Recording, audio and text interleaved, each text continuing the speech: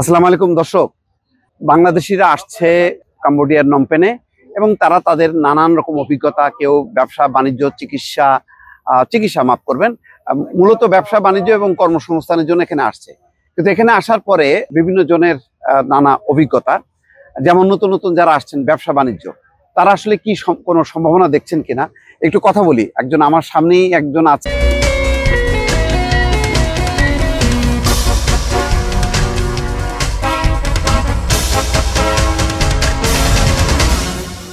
পারে এখানেই বাংলাদেশিরা আসেন, এখানে আসলে বাংলাদেশিদেরকে পাওয়া যায়। ভাইয়ের নাম কি? ভাই আমার নাম হচ্ছে আজাদ। আজাদ, পুরো নাম বলেন। একে আজাদ খান। আজাদ খান, আপনি কোথায় থাকেন? ঢাকায় থাকেন? আমি ঢাকায় থাকি, আমার দেশের বাড়ি হচ্ছে বাগেরহাট। বাগেরহাট। তো আমার সাথে এই যে আরো একজন ভাই দেখছেন, দুইজনই। তো ভাই আপনি কতদিন হলো, কয়দিন হলো আপনার? আমি এখানে 15 দিন হয়ে আসছি। 15 দিন। আর ভাইয়ের নাম? আমার নাম জুয়েল। জুয়েল, আপনার কতদিন হলো? আমার এখানে টোটালি 10 মাস। 10 মাস। আচ্ছা, তো নতুন দিয়ে আসছেন আজাদ ভাই, আপনি একটু বলেন তো আপনার কি বুঝলেন, আপনি কোন আসলে সমস্যা কি বা সম্ভাবনা কি দেখছেন?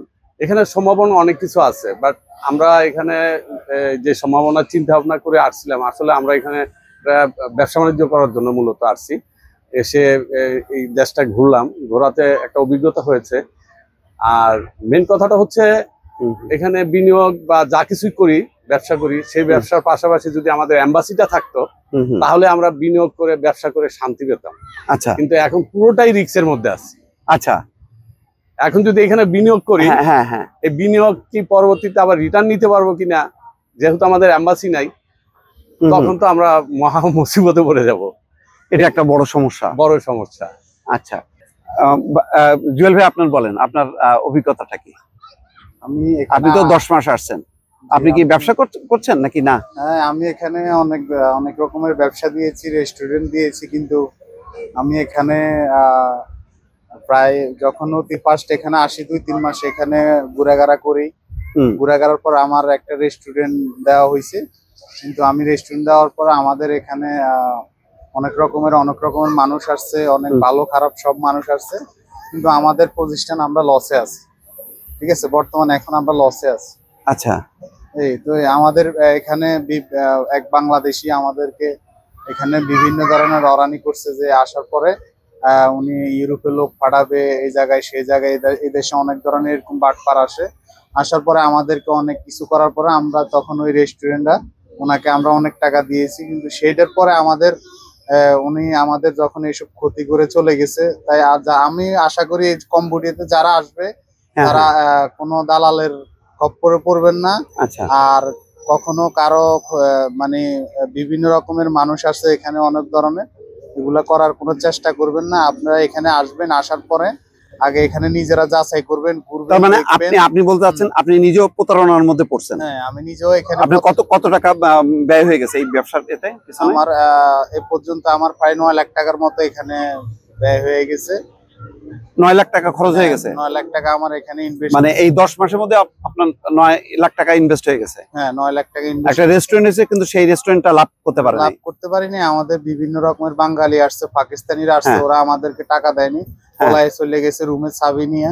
এরপরে রুমের চাবি নিয়ে চলে গেছে, রুম ভাড়া দেয়নি, আমি অনেক টাকা পাবো, সেই জন্য আমরা উঠতে পারিনি। আর এখানে বিভিন্ন ধরনের প্রতারণা আছে, আপনারা দেখে শুনে আসবেন।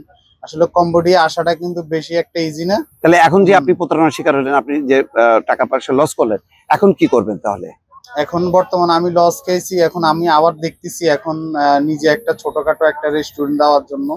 কিন্তু যদি আল্লাহ ওইটা যদি আমরা কম রেটে দেওয়ার জন্য, বাংলাদেশি যারা আছে ওদের খাওয়ার জন্য, এবং কি সবকিছু এখন নগদ কিছু করব।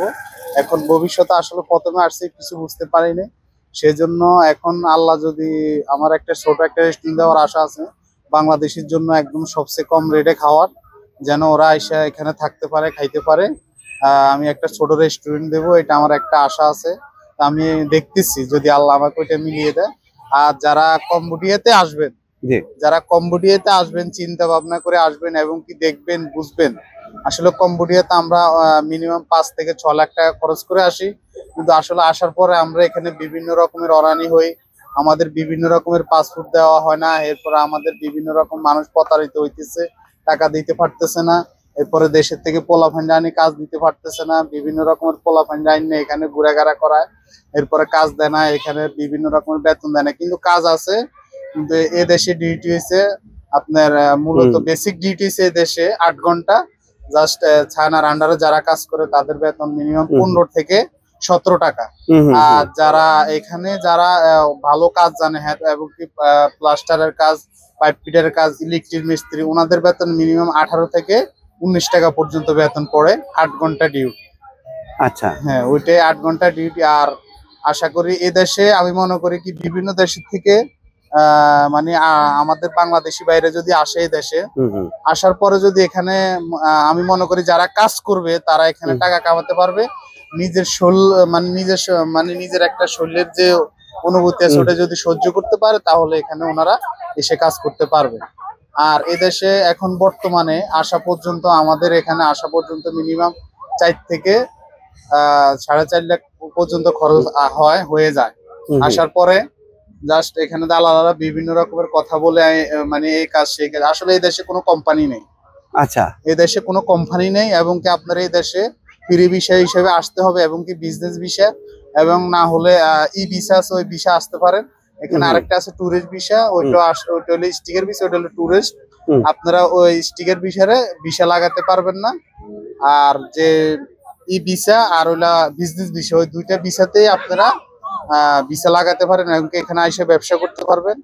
আর এখানে ব্যবসা করার সুযোগ, এদেশে ব্যবসা করার সুযোগ অনেক সহজ, এবং এই দেশে বিজনেস করার জন্য, লাইসেন্স করার জন্য এখানে সবচেয়ে কম টাকায় দোকান দিতে পারবেন, এবং কি ভাড়াও কম, সবচেয়ে ভালো। এবং কি যদি আপনারা নিজের মতো করে চালাতে পারেন তাহলে এই দেশে এসে ব্যবসা বাণিজ্য করতে পারবেন। জি দর্শক, আমার পাশে দুই ভাই, দুই জনই খুব ঘনিষ্ঠ। তাদের কাছ থেকে শুনলেন অভিজ্ঞতা। একজন নতুন এসছেন, আর একজন মোটামুটি 10 মাস তার কিছুটা সময় তার এক্সপিরিয়েন্সড হয়েছে এখানে। তারা বলতে চাচ্ছেন যে এখানে সম্ভাবনা আছে, কিন্তু সেই সম্ভাবনাটা আমাদের লোকজন যারা এই ম্যান পাওয়ার বিজনেস হিসেবে এটাকে নিয়েছে তারা কিন্তু নষ্ট করে দিচ্ছে। কিন্তু যেই সম্ভাবনাটা আছে সেই সম্ভাবনাটা যদি আমরা কাজে লাগাতে পারি তাহলে কাম্বোডিয়া আমাদের জন্য ব্যবসা বাণিজ্য কর্মসংস্থানের একটা নতুন ক্ষেত্র হইতে পারে।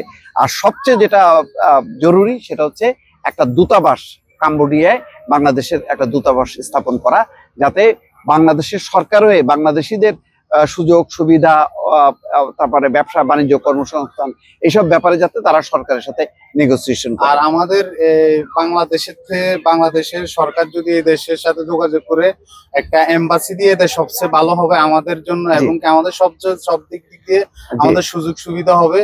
আর আশা করি যারা কম্বোডিয়াতে আসবেন আপনারা সবসময় চিন্তা ভাবনা করে আসবেন, এবং কি বুঝে আসবেন। এখানে বিভিন্ন রকমের দালাল আছে, ওনারা প্রতারণা করতেছে, এবং কি ভিসা ঠিক মতো লাগাই দিতেছে না।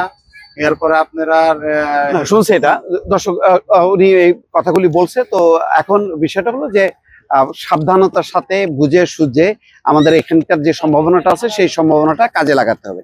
এটা হচ্ছে মূল কথা। ভালো থাকবেন, আল্লাহ হাফেজ।